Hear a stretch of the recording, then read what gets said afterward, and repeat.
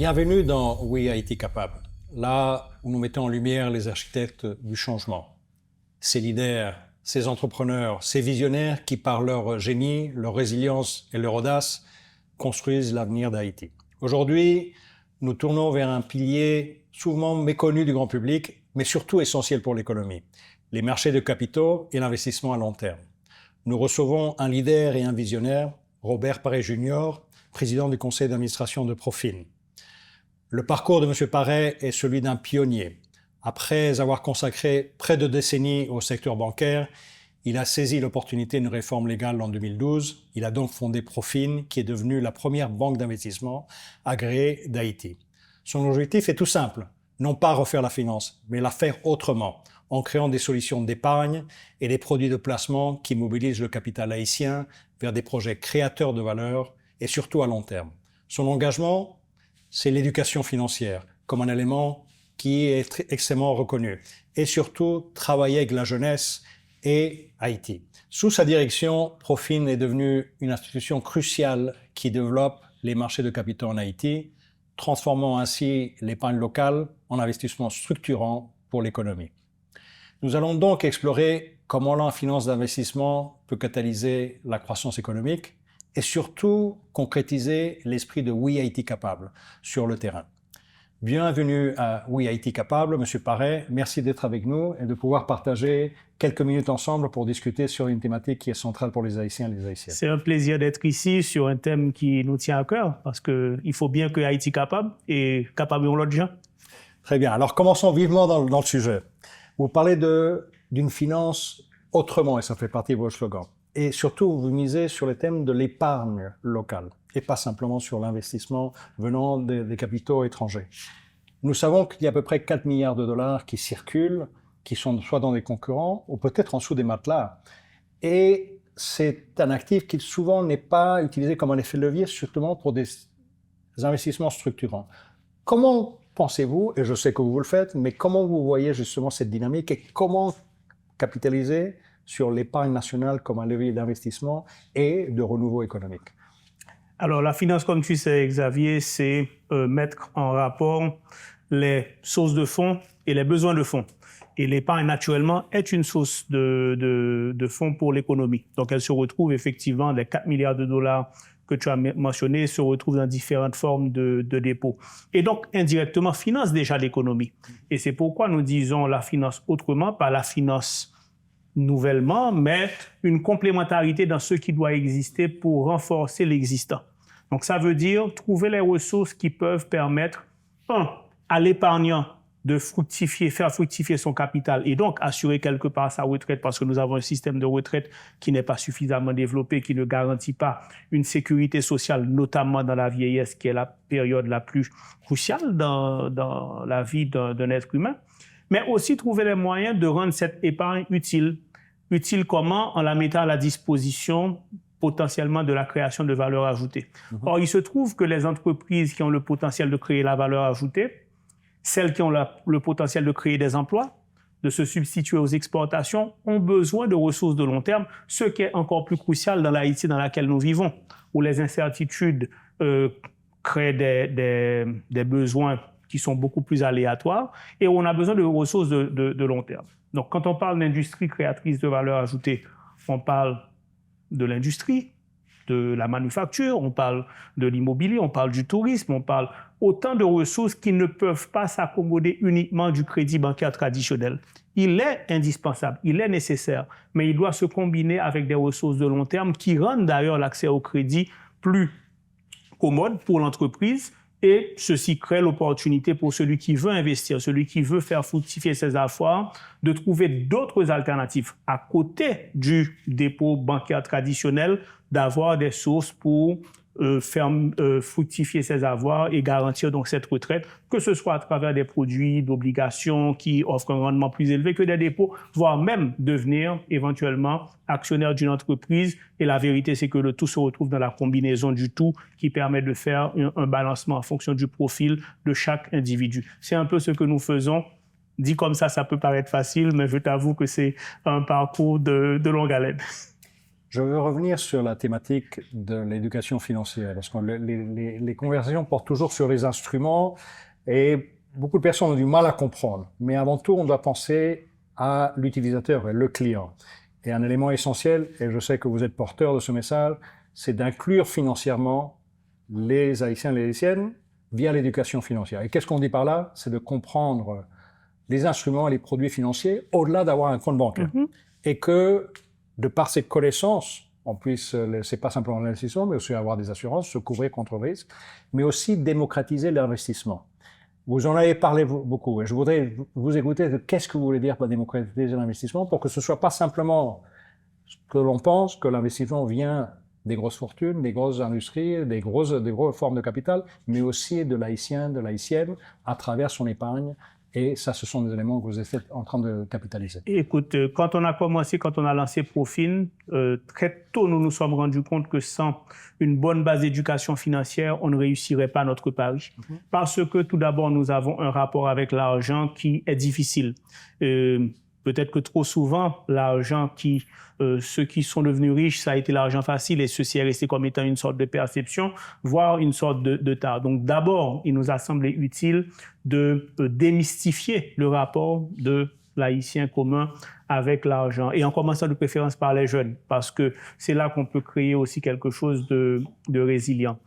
Mais nous avons aussi ce souci de démystifier ce rapport avec la création de richesse. Bien. Parce que si on ne respecte pas la richesse, si on ne comprend pas la création de richesse et voir si on ne se sent pas comme en faisant partie, on peut éventuellement ne pas avoir le souci de la protéger. Donc, l'éducation financière pour nous va sur tous ces volets, en commençant par l'individu en tant qu'agent économique, et comme tu l'as dit, les instruments financiers après. Et parce qu'évidemment, ce n'est qu'en 2012 que la loi a permis de créer des banques d'investissement.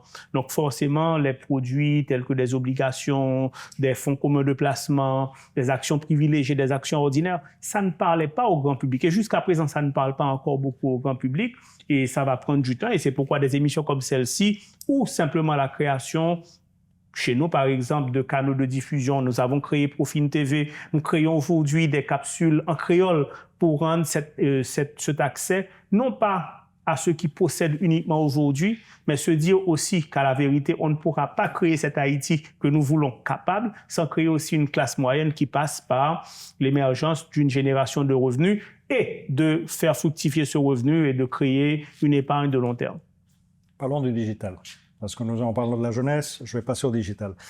On entend sortir aussi du concept d'une banque ou des services financiers qui sont présentés sur la base d'une présence physique. Et aujourd'hui, l'outil digital est une façon de démocratiser l'accès à ces services, de lui donner plus de transparence. Et aussi dans une réalité aujourd'hui où on a quand même des problèmes d'accès territoriaux aussi en Haïti, le digital est aussi un moyen d'accéder à une clientèle et non simplement lui donner des services, mais lui donner de la connaissance. Comment Profin est en train de capitaliser aussi sur une mouvance? On voit que le digital est en train de prendre beaucoup d'envergure. Nous voyons aussi cette jeunesse qui ne vit pas sans son cellulaire et qui utilise ça comme un élément pas simplement pour regarder des réseaux sociaux, mais comme un instrument aussi pour peut-être gérer son épargne, obtenir des crédits, peut-être investir, je l'espère dans un futur proche, dans des instruments que vous proposez, comme d'autres acteurs. Donc, le digital comme un moyen de divulgation, d'accès, de démocratisation, je pense, c'est un élément fondamental. Qu'est-ce que vous voyez par derrière et comment vous le capitalisez? Écoute, c'est capital. Le digital aujourd'hui est accessible à quasiment tout le monde et je crois qu'on a aujourd'hui un taux de couverture en termes de téléphone numérique, de smartphone qui devient de plus en plus grand, beaucoup plus grand que quand j'étais banquier commercial, et c'est effectivement une opportunité de connectivité, une opportunité de formation. Comme tu le dis, souvent quand je rencontre les jeunes, je leur dis le téléphone c'est pas seulement pour TikTok ou YouTube, ou tout au moins, même quand ce serait pour ces plateformes, il y a aussi du contenu riche et des capacités d'apprentissage. Mais au-delà de ça, un facteur que peut-être tu n'as pas mentionné, c'est le potentiel que le digital offre de réduire les coûts de transaction, de réduire le temps de transaction et de réduire justement ces barrières géographiques qui sont grandes. Je vais prendre un exemple pour schématiser, et l'un des exemples qui m'a fait être convaincu que Haïti est capable. Nous avons eu un investisseur modeste qui a investi dans l'un des fonds de private equity que nous avons créé. Il a investi $2 000 américains.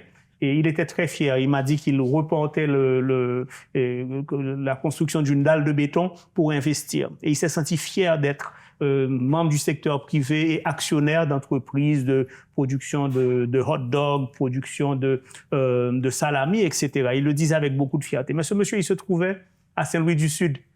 Et pour remplir son application, il a dû prendre un bus de Saint-Louis-du-Sud pour aller au CAI. Et ça, c'était encore quand les routes étaient ouvertes et des CAI pour venir à Port-au-Prince. Donc, tu t'imagines les coûts de transaction. Et ce monsieur, c'est parce qu'il était convaincu de l'opportunité d'investir. Et beaucoup ne le feront pas, manque d'éducation et tout simplement manque de volonté d'accéder. Donc, aujourd'hui, nous avons un vrai potentiel. Et je peux te dire que le Profin du futur, puisque nous sommes en plein processus de transformation, sera une banque d'investissement ou une banque sans cash. Nous allons être totalement digital et parce que nous croyons dans cette opportunité, nous croyons aussi dans ce potentiel, non seulement en tant qu'entreprise pour réduire nos coûts d'opération et si nos coûts d'opération sont plus faibles, naturellement, nos coûts de transaction seront plus faibles et l'accessibilité à un public très large sera aussi plus grand. Pas seulement en Haïti, aussi la diaspora. Et aujourd'hui, nous avons une mouvance à l'échelle internationale qui va transformer de façon irréversible la finance mondiale. Tout ce qui est en train d'arriver aujourd'hui en termes de stablecoin, en termes de crypto-monnaie, ça va nous rattraper. Ça va créer des ponts et des capacités de faire des transactions sous d'autres formes, de mobiliser et de créer peut-être du crowdfunding et peut-être de permettre à des entreprises qui sont à Campérin, à, je ne sais pas, Tiburon ou ailleurs, d'accéder à des ressources qui viendront de la diaspora parce que l'élan émotionnel sera là, mais aussi la capacité de connexion sera rendue plus facile par le digital. Tout ceci est accessible aujourd'hui. Tout ceci est à notre portée et c'est pourquoi j'aime à dire que ce qui est possible aujourd'hui pour un jeune de Singapour, de Pékin, de Paris ou de New York, aujourd'hui potentiellement est également possible pour un jeune d'Haïti. Et il suffit de faire les efforts. L'éducation, naturellement, y passe. Les efforts en matière d'infrastructures, de télécommunications et de facilité aussi. Il y a une loi récemment, ou un décret sur la signature électronique, elle est fondamentale, mais c'est des petits progrès qui doivent être encouragés et accélérés pour faciliter la digitalisation, qui nous fera le plus grand bien. Oui, donc alors on parle d'éducation financière, justement, j'ai entendu crowdfunding, stablecoins, peut-être dans cette même éducation financière, lorsqu'on entend stablecoin, une crypto-monnaie, il y a des réticences, alors que justement, une stablecoin, de par sa parole, a une architecture totalement différente, mais on ne va pas arriver à ce thème-là. Moi, ce que je veux aborder, c'est comme une banque d'investissement. Comment vous trouvez un équilibre entre un projet qui soit viable financièrement, économiquement, donc des projets bancables, mais aussi qui ait cet effet transformateur dans l'économie locale, qui est justement cette vocation d'apporter à la société dans laquelle ils sont présents. Et je pense que là, cet équilibre est toujours difficile. Ouais. Et trouver du pipeline, surtout, comme vous me l'avez dit, votre portefeuille est axé à 98%, ou peut-être plus, vous m'en avez un peu plus, sur des projets bancables en Haïti. Donc, je sais que rechercher du pipeline, comme tout le monde parlait, ou des projets bancables, est une réalité à laquelle on fait face. Comment vous trouvez, avant tout, identifier votre pipeline, comment vous trouvez ces équilibres entre responsabilité sociale, développement et aussi, naturellement, votre réalité d'avoir des projets qui rapportent à votre client? C'est une excellente question et elle me permet de faire le point sur l'historique de Profin. Quand nous avons commencé, nous n'avons pas plongé tête baissée dans le monde de la banque d'investissement. La première chose que nous avons fait, nous avons créé une division advisory, donc conseil aux entreprises. Et autant l'éducation est importante pour l'investisseur individuel, autant elle est importante pour les entreprises dans l'accompagnement. Parce que prétendre à utiliser le capital du grand public, parce qu'en fin de compte, la banque d'investissement, c'est ça. C'est au lieu de dire, je vais déposer mon argent à la banque et la finalité de ma relation est avec la banque, elle-même, elle décide de faire du crédit à qui elle veut. La banque d'investissement offre l'opportunité que vous, moi, n'importe quel individu puisse mettre ses capitaux directement à la disponibilité d'une entreprise, sous la forme de dette ou sous la forme d'un titre de propriété qui est une action. C'est très bien, mais l'entreprise qui reçoit ces fonds, elle doit être une entreprise responsable.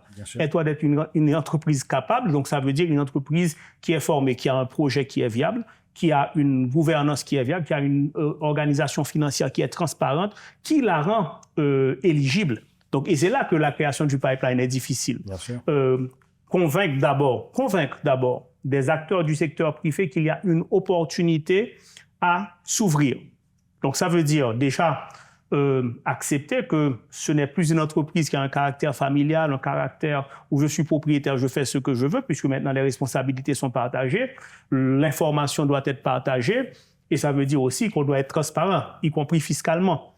Mais c'est là que commence la dynamique qui est positive, parce que si tout d'abord, j'ai une gouvernance qui est viable. Si je mets en avant ce qui est important pour nous aussi, les normes sociales, gouvernementales, environnementales, donc je deviens une entreprise qui est plus responsable, automatiquement, je suis plus soucieux de mes rapports avec la communauté, de mes rapports avec mes employés, mes travailleurs, mes collaborateurs, et donc je deviens un acteur impliqué dans la société. Et nous avons des exemples qui ont marché ainsi, où nous avons pris des entreprises quasi familiales pour les transformer aujourd'hui en des corporations totalement ouvertes, totalement transparentes, qui ont ouvert leur capital, donc ont laissé la place pour que des individus comme vous, comme moi, aient la possibilité de devenir actionnaires ou obligataires, qui ont créé beaucoup plus d'emplois, qui sont devenus des taxpayeurs plus importants et qui, au demeurant, ont rendu les promoteurs peut-être proportionnellement un peu moins propriétaires de l'entreprise, mais accessoirement plus riches parce qu'ils ont créé de la richesse en créant de la richesse avec la communauté, pas pour soi seulement. Et c'est ça, ce cercle vertueux que nous voulons créer. Nous avons quelques expériences qui sont totalement enrichissantes. Et quand nous regardons ce qui s'est fait autour de nous, la Jamaïque, qui est le marché qui m'inspire beaucoup parce qu'il est proche de nous culturellement, géographiquement, la Jamaïque a créé un marché des capitaux qui est devenu un moteur où même les fonds de pension ont été privatisés et sont devenus des moteurs de la croissance nationale. Donc, ça veut dire de créer des passerelles pour qu'un policier, un instituteur, un acteur de la classe moyenne devienne propriétaire d'entreprise et voit son capital fructifier tout en créant un accès au capital pour les entreprises jamaïcaines qui créent de la richesse. Ceci peut se faire aussi en Haïti. Naturellement, ça prend toute une série de réformes, d'acteurs et acteurs du secteur privé, acteurs du secteur public, nous jouons notre part. Donc, une curiosité. Je suppose que dans les forums, et ce sont des forums avec des acteurs de votre secteur, vous avez des questions et vous disent « mais vous investissez en Haïti ». Et vous commencez toujours, il y a des phénomènes d'entraînement. Une fois que quelqu'un réussit, tout le monde suit. Est-ce qu'il y a un phénomène d'entraînement? Ils se disent « Profil est en train d'investir ». Ils ont un portefeuille qui a ces performances qui d'ailleurs sont publiques. Il y a peut-être quelque chose. Est-ce qu'il y a cette curiosité ou au moins cette réaction de venir vous poser des questions, mais comment vous faites? Et comment vous pourriez aussi être un élément catalyseur pour que d'autres acteurs de la finance puissent se joindre, mais aussi pour que la diaspora, qui, comme on sait, ces transferts sont plutôt pour de la consommation, et aussi un transfert qui aille aussi pour des lignes d'investissement. Et peut-être je passe sur les deux, mais j'ai l'impression, je voulais savoir avant tout, est-ce que vous générez de la curiosité et ne serait-ce dire comment vous faites? Et je pense plus que de la curiosité, on génère d'abord, et ce qui se traduit dans les chiffres, et les chiffres sont très révélateurs, une croissance continue de notre portefeuille d'actifs sous gestion. Et qui croît malgré la conjoncture, malgré les craintes naturelles et légitimes qu'on peut avoir, nous avons un portefeuille en croissance continue, ce qui est le signe que déjà, il y a un élément d'entrain, et un élément aussi de répondre à ce qui n'était pas une demande, parce que c'est pas que le public nous a dit « je veux investir », mais qui était un besoin. Donc maintenant, il y a cette compréhension « ah tiens, je peux investir »,« ah tiens, je peux comprendre c'est quoi mon profil d'investisseur et j'ai le choix en différents types d'investissements ». Et c'est un besoin qui vient aussi de la diaspora.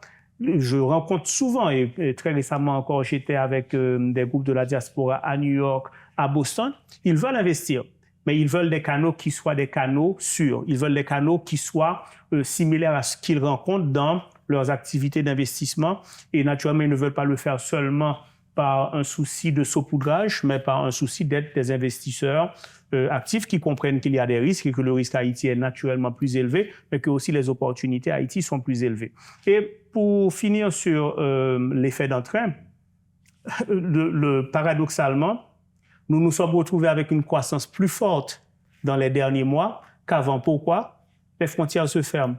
On ne va plus en République dominicaine pour investir dans des complexes d'appartements. On ne peut plus, avec un simple visa, aller aux États-Unis et prétendre éventuellement simuler une sorte de résidence qui n'en est pas. Et on se rend compte finalement pour beaucoup d'acteurs, tiens, c'est Haïti qui est l'espace où, en tant qu'Haïtien, je peux vivre et où je suis chez moi.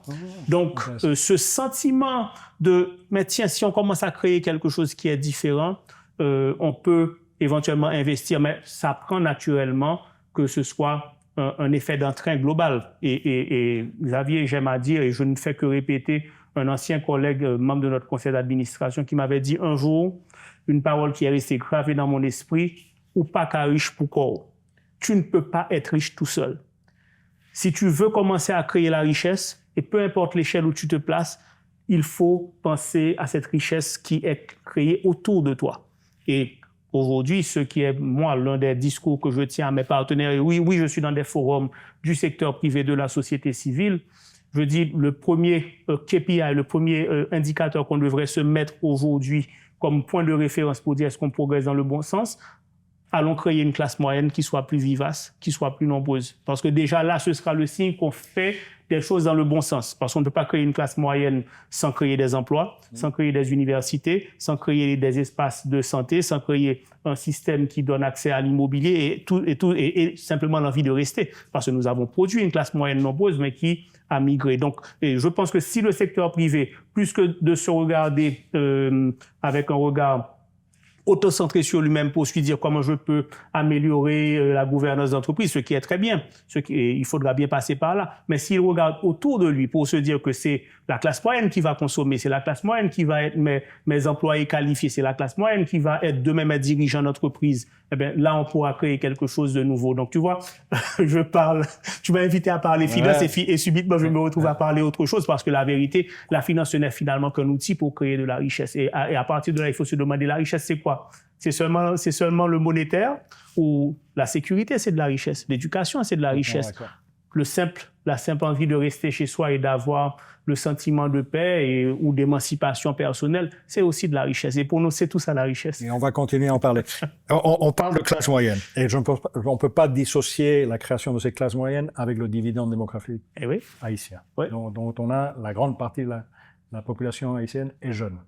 C'est cette jeunesse qui croit, qui en veut, qui a adopté l'outil digital d'une autre façon, qui est en réalité beaucoup plus formée que nos générations et qui a aussi d'autres points de rappel parce qu'ils ont accès à de l'information. Donc, des éléments d'éducation financière. Démystifions l'éducation financière, c'est comprendre le crédit, l'épargne. Après, on peut parler de l'assurance, d'autres produits financiers, c'est les insérer dans le marché du travail, les insérer dans la production, comme entrepreneurs, leur donner des instruments pour que, justement, ils puissent rentrer dans l'économie comme des acteurs aussi. On voudrait savoir à quoi on peut penser, justement, pour essayer, comme on parle du digital, on peut accéder aujourd'hui à tous les jeunes. C'est pas simplement via les mécanismes formels.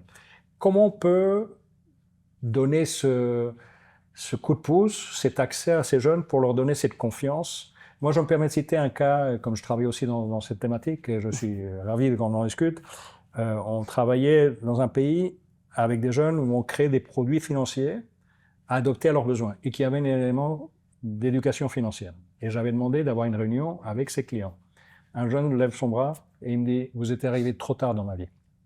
Moi, j'ai dit « Qu'est-ce que ça veut dire ?» Bah, si j'avais compris tous ces mécanismes de créer une relation de fidélité avec une institution financière, de comprendre les mécanismes d'épargne, d'assurance, de crédit, etc., de comment, justement, investir, j'aurais fait ça quand j'avais 16 ans. Et aujourd'hui, j'en ai 22. J'ai perdu 6 ans.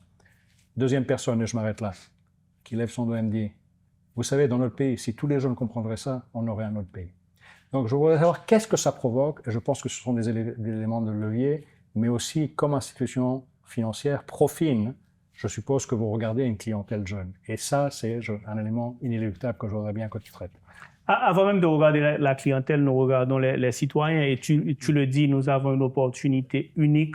La jeunesse de notre population est une opportunité. Oui, nous avons beaucoup d'indicateurs qui sont dans le mauvais sens et qui pourraient inviter à être totalement découragés. Mais je vais connecter cette jeunesse de la population avec une opportunité énorme qui est en train d'arriver et qui arrive globalement, mondialement, mais que nous pouvons saisir autant que les autres. C'est l'avènement de l'intelligence artificielle qui, naturellement, vient avec beaucoup d'éléments de risque et on ne peut pas les ignorer. beaucoup d'éléments à encadrer, mais aussi énormément d'opportunités. Et l'autre jour, je faisais le parallèle avec une amie sceptique à qui je disais, mais est-ce que tu te rends compte qu'aujourd'hui, un jeune de Cité Soleil peut aussi bien qu'un jeune de Pétionville ou d'ailleurs se faire assister pour créer un plan d'affaires en parlant dans la langue qui est la sienne et en étant assisté par des capacités auxquelles il n'aura jamais accès, que ce soit par rapport au coût ou que ce soit simplement par rapport à l'adaptabilité à l'environnement. Donc, ce sont des réalités qui sont aujourd'hui disponible. C'est pas du rêve, c'est plus du rêve. On en parlait il y a quelques années, c'était peut-être que ça arrivera, mais aujourd'hui c'est là. Et je crois que si on arrive à connecter cette vivacité de la jeunesse, cette envie d'apprendre et faire tomber un certain nombre de barrières en termes de coûts, en termes d'accès à l'information et en termes d'encadrement, on a une chance unique peut-être. Et peut-être que c'est une chance qui ne repassera pas parce que c'est comme un peu ces révolutions, comme la révolution industrielle et d'autres révolutions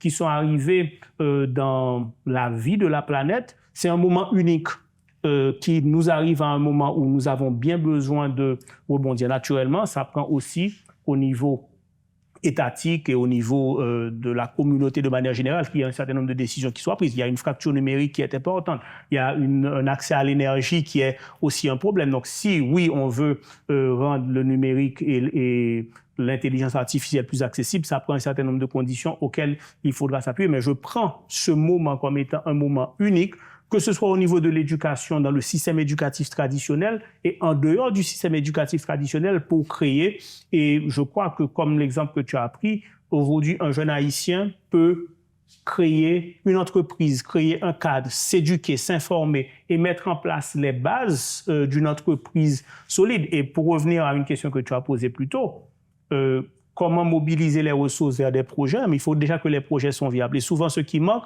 c'est la structure, c'est l'organisation. C'est un certain nombre de choses que, comme banquier, quand j'étais banquier commercial, je disais à des jeunes qui venaient me voir, mais il vous manque des états financiers, il vous manque un plan d'affaires, il vous manque des procédures. Aujourd'hui, tout ceci peut être créé naturellement. Ça demande un encadrement, mais beaucoup plus vite, avec des coûts qui sont beaucoup moindres. Et déjà, si la volonté est là, si l'accès à la création de ces structures de base est possible et qu'on peut trouver les moyens de connecter avec les capitaux qui recherchent les bons projets. Je dis souvent, le problème, ce n'est pas un problème d'accès à l'argent. Les bons projets, ils finissent par trouver l'argent. Mais il faut déjà qu'il y ait des bons projets. Un bon projet, et je vais le répéter, ça prend la bonne gouvernance, ça prend la bonne transparence et ça prend en fait l'engagement de l'entrepreneur. Et je crois que nous avons un peuple, une jeunesse qui, par essence, a l'âme d'entrepreneur et qui mérite de trouver ces avenues. Et c'est notre responsabilité, je pense, comme acteur engagé, de le faire. Je vais essayer de provoquer. Vas-y, provoque. On sait très bien que le capital est impatient en termes de retour. Ils veulent des retours demain. Et à une certaine aversion au risque. Lorsqu'on parle de jeunesse, on parle d'entreprises innovatrices, il y a une dose de risque et on a besoin d'un capital patient. Comment trouver, justement, faire en sorte que peut-être, pas Profin, mais une grande majorité des acteurs aient aussi une autre lecture aussi et diversifient leur portefeuille de façon à rentrer dans tout ce qui est de l'incubation, peut-être de l'accélération, qui sort un peu des sentiers battus que tout le monde connaît, avec des entreprises déjà constituées qui ont des capacités d'absorption et un risque très bas. Je pense que comment on a justement ce capital qui devient un effet de levier pour le développement et qui peut aller sur la réponse est dans ta question, Xavier. Si on veut créer ces solutions, il n'y a qu'une seule façon de le faire, il faut le massifier. On ne peut pas prétendre faire du saupoudrage, mettre du risque, parce que par essence, une entreprise, c'est une initiative qui est risquée. Certaines réussiront, certaines échoueront. Et ce qui est l'échec, et j'en profite pour le dire aux jeunes qui écoutent, l'échec, c'est aussi un processus d'apprentissage. Donc, le jeune entrepreneur qui échouera dans une première initiative, éventuellement, il essaiera, il apprendra la collaboration, il apprendra d'apprendre de ses échecs. Mais c'est seulement une petite proportion des entreprises qui émergeront. Donc, fatalement, si demain, moi, comme banquier d'investissement, je veux proposer à ceux qui investissent et qui recherchent des retours, de le faire avec un certain niveau d'assurance de pallier les risques Il faut qu'il y ait un grand nombre. Il faut qu'on puisse étaler ceci sur une palette beaucoup plus large. Si on le fait sur 2, 3, 4, 5 cas expérimentaux, la probabilité d'avoir un taux d'échec qui soit grand est là, et créer le désengagement ou le désintérêt ou simplement de dire, vous voyez, ça ne marche pas, si on veut réussir, il faut pouvoir élargir ses bases. Il faut de plus en plus d'incubateurs, il faut de plus en plus d'espace pour susciter l'intérêt, pour susciter la formation, et qu'on ait un nombre de plus en plus grand d'entreprises qui se présentent et qui vont rechercher, et certaines émergeront, certaines. Mais si on le fait dans des petites cellules à petite échelle, la probabilité d'échec est quasi certaine. Donc, paradoxalement, j'ai le même dilemme. Même au niveau des entreprises plus grandes, si demain je veux faire mon métier convenablement et appeler le public qui aujourd'hui a une partie de ces fonds qui sont dans des dépôts et les inviter à investir dans un fonds commun de placement, etc. Faire un fonds commun de placement avec 2, 3 entreprises, c'est prendre un risque qui est excessivement élevé. Il me faut 20, 30, 40, 50 entreprises. 1, 2 échoueront ou auront des années difficiles, mais ce sera 2, 3, 5, 10% d'une enveloppe beaucoup plus large. Bien sûr. Et je vais te raconter cette expérience. Nous avons naturellement des investissements en Haïti, quelques investissements à l'extérieur, y compris en Jamaïque.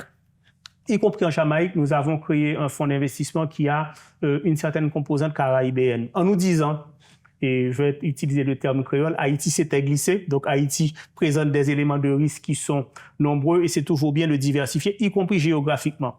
Mais tiens-toi bien, à un moment, nous avions un investissement qui était dans le secteur du tourisme en Jamaïque. Donc, on s'était dit, on ne peut pas rater. Hein? Ouais. C'est un segment porteur. Sauf qu'on ne savait pas que le Covid pointerait du nez.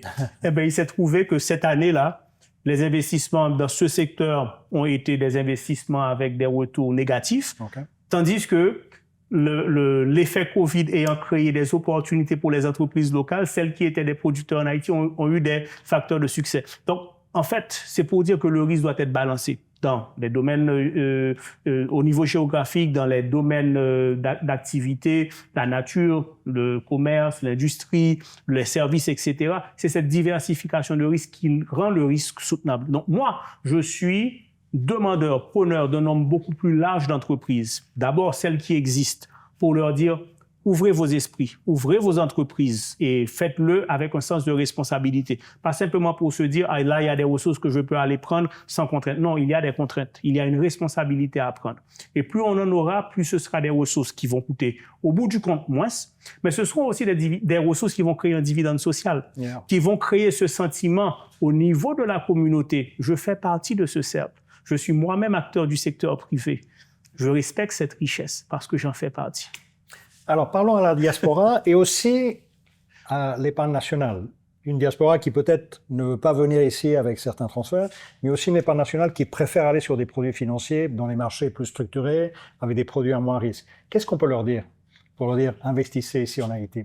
Faites en sorte que votre épargne soit canalisée et un double effet. Des retours qui peuvent être intéressants, un retour sur une transformation d'une réalité qui est la vôtre.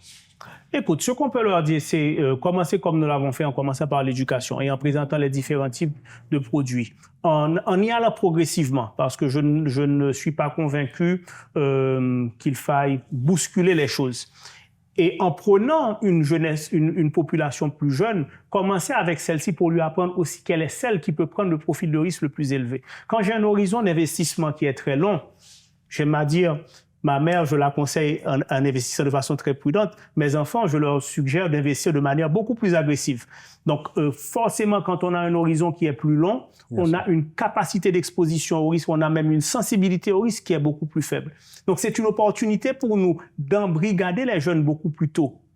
Il est évident que la base d'épargne existante, celle qui s'est constituée, celle des acteurs qui sont proches de la retraite, elle n'est pas celle qui est la plus qualifiée pour aller prendre des risques qui sont importants. Ils peuvent être marginaux. Donc c'est là encore qu'il nous faut,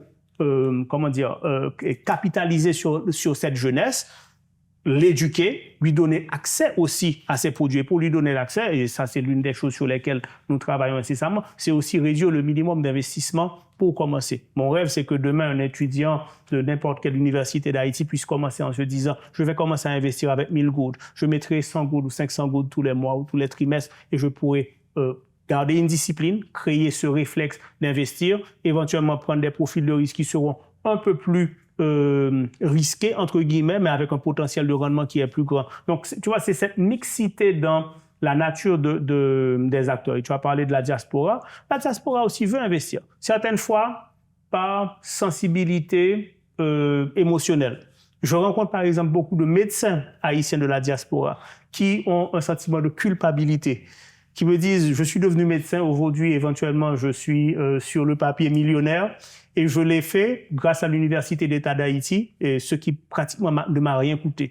Et je veux investir dans mon pays, mais je veux le faire de manière correcte, je veux le faire de manière transparente et avoir ce sentiment de participer. » Donc si on crée les bons outils, que ce soit par élan sentimental, ou que ce soit simplement par intérêt parce que j'ai un niveau de rendement qui répond à mes aspirations, on peut créer ce mouvement. Mais il faut le faire de manière structurée. J'ai rencontré beaucoup de membres de la diaspora aussi qui ont tenté d'investir et qui sont sortis déçus parce qu'ils ont fait confiance à un ami, à un ancien condisciple de classe ou à un cousin qui, comme n'importe quel entrepreneur, peut-être n'avait pas forcément les qualifications ou simplement a été un projet risqué et ça crée un sentiment de repli. Donc, nous devons casser ces barrières en agissant et en protégeant aussi le système. Et c'est pourquoi nous sommes très demandeurs de régulation pour encadrer le secteur, de sorte à ce que n'importe qui ne fasse pas n'importe quoi. Nous avons connu des épisodes, tu n'étais pas en Haïti à ce moment, mais on a connu des épisodes ténébreux avec les coopératives,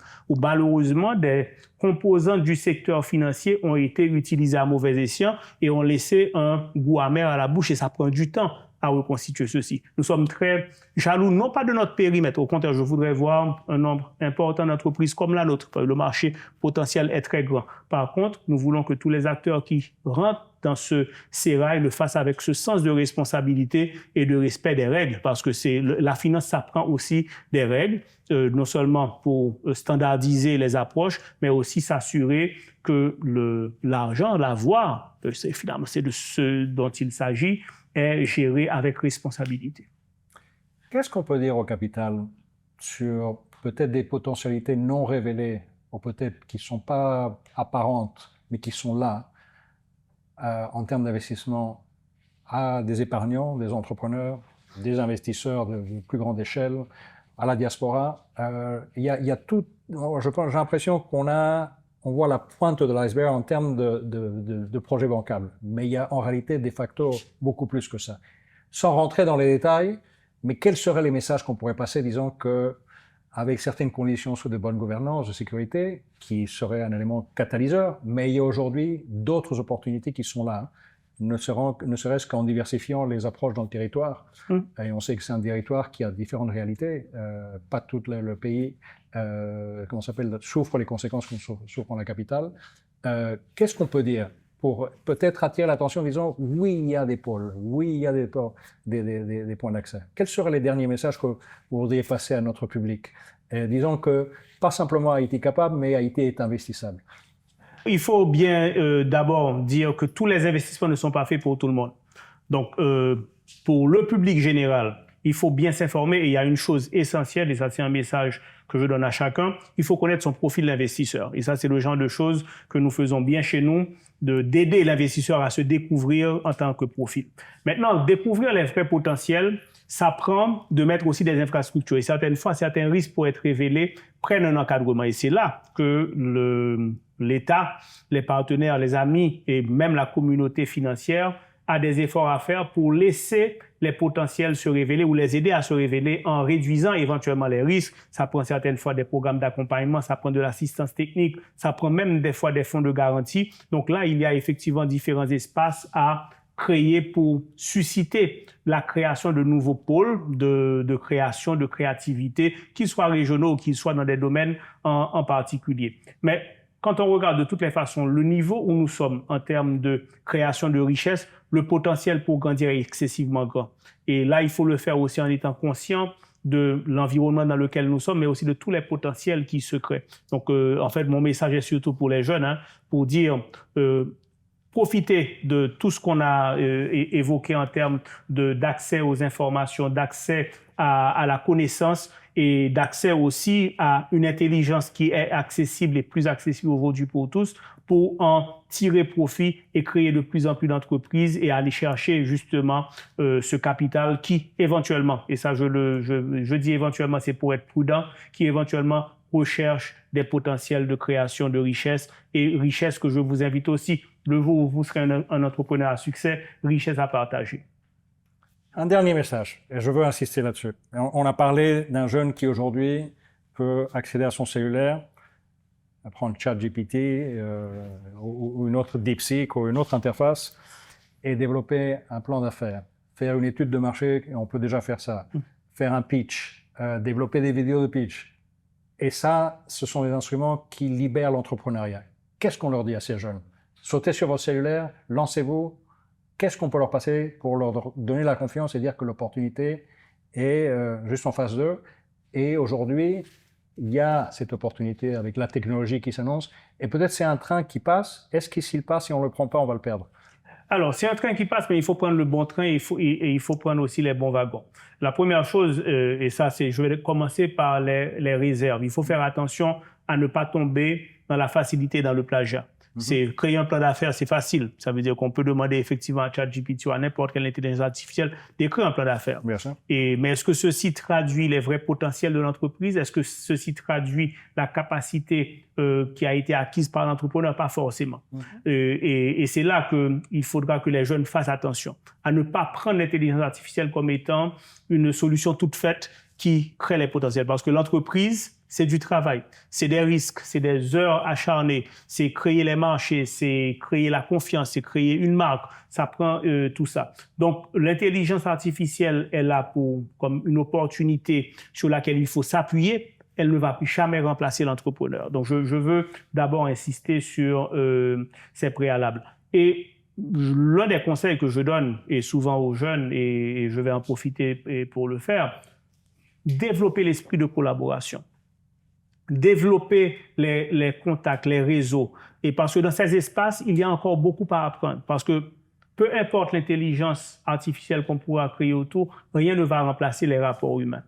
Que ce soit autour de l'entreprise, que ce soit dans l'entreprise. Donc, il faudra toujours se rappeler qu'au bout du compte, peu importe les développements, peu importe les innovations, ce qui va importer au bout du compte, ce sera l'homme et la femme. Et donc, utilisez à bon escient tout ce qui peut être mis à votre service. Naturellement, il faut en être conscient, mais mettez toujours au bout du compte l'homme ou la femme au milieu de vos actions. Bon, ce que je dois dire, c'est qu'on pourrait passer 2 heures de plus. Donc, sur ces paroles, avant tout, je veux vous remercier. Et peut-être on peut avoir une deuxième interview. Je pense qu'on a que touché quelques points et le thème est tellement vaste et tellement dynamique que peut-être on pourrait vous réinviter pour une deuxième conversion. Donc, encore merci. C'est vraiment un vrai plaisir et d'écouter votre réalisme et votre enthousiasme et détermination. Comme on le disait, oui, Haïti capable, on pense qu'on partage la même perception et la même conviction. Merci beaucoup. Merci pour l'invitation et je reviendrai toutes les fois que vous m'inviterez. Ce sera avec plaisir parce qu'on parle effectivement d'un sujet qui est non seulement une conviction, mais une conviction, elle doit se nourrir, elle doit se bâtir et elle doit profiter de tous ceux qui la comprennent d'ici, d'ailleurs, et aussi qu'il y ait la conviction qu'il y a sur le terrain des hommes et des femmes qui sont engagés et nous sommes engagés et nous aimons le dire. Donc, merci de nous donner cet espace pour le faire. C'est moi qui vous remercie. Merci, M. Palais. Merci. Merci pour cet échange qui nous rappelle une vérité essentielle. Haïti a le capital, Haïti a l'épargne, Haïti a le potentiel, Haïti a une jeunesse dynamique et entreprenante. Ce qui nous manque, ce sont pas les ressources, mais les ponts qui transforment ces ressources en investissement productif. Ce que vous incarnez avec Profine, M. Paré, c'est cette conviction que la solution haïtienne passe par la mobilisation du capital haïtien, que l'épargne des citoyens haïtiens et haïtiennes, les transferts de la diaspora, les revenus des entrepreneurs peuvent devenir la première source de financement du développement. Vous nous avez parlé d'inclusion financière, pas seulement d'accès à un compte bancaire, mais l'accès à l'investissement, à la création de richesses. Vous nous avez montré que le commerçant, l'enseignant, le membre de la diaspora et tout autre citoyen peuvent tous devenir investisseurs dans l'avenir du pays en combinant Retour sur investissement, mais transformation de la société haïtienne. Vous nous avez rappelé que les jeunes entrepreneurs et les secteurs stratégiques ne manquent pas d'idées. Ils manquent de capital patient. Et que c'est là que les marchés de capitaux peuvent jouer un rôle transformateur. Donc, oui, Haïti capable, parce que nous avons l'épargne, nous avons les talents, nous avons les idées, parce que nous pouvons construire des marchés de capitaux, financer une croissance et prouver que le premier investisseur dans l'avenir d'Haïti, c'est le peuple haïtien lui-même. Le développement économique se construit ici, maintenant, avec l'argent haïtien, qui finance les entrepreneurs haïtiens, qui crée des emplois haïtiens, qui bâtit une prospérité haïtienne. C'est ça, la souveraineté économique. C'est ça, oui, Haïti capable. Merci à vous qui nous avez suivis. Partagez cette émission. L'avenir d'Haïti peut être financé aussi par Haïti. Rendez-vous très bientôt pour un nouvel épisode de Oui, Haïti capable. À bientôt. Et surtout, investissez dans votre pays. Croyez en son potentiel. Oui, Haïti capable.